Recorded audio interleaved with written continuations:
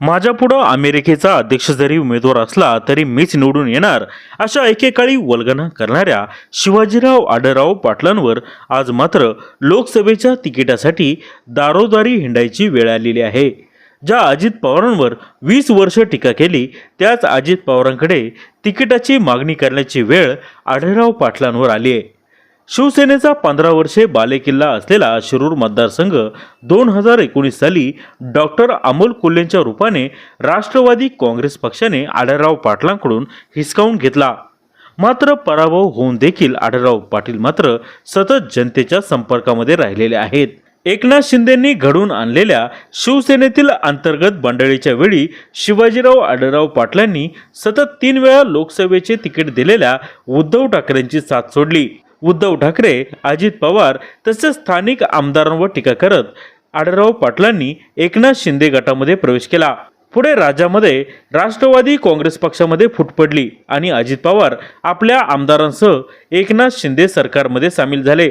आम्हाला शिवसैनिक म्हणून जगू द्या असं म्हणत आढळराव पाटलांनी ज्यांच्या जाचाला कंटाळून ठाकरेंची साथ सोडली, तीच राष्ट्रवादी पुन्हा एकदा सत्तेमध्ये आल्यामुळे आढळरावांची मोठी गोची झाली. आता लोकसभेची निवडणूक ही थोड्याच दिवसांवर आलेली आहे आणि शिरूर मतदारसंघ नेमका अजित पवारांच्या वाटेला गेलाय. या सर्व राजकीय परिस्थितीमुळे आढळराव पाटलांवर अजित पवारांकडेच तिकीट मागण्याची नामुष्की आली. शिंदे गटामध्ये जाऊन आढळराव पाटलांनी जनतेची सहानुभूती तर गमावलीच, पण तिकिटासाठी होणारी ससे होलपट देखील आढळराव पाटलांच्या वाट्याला आलेली आहे.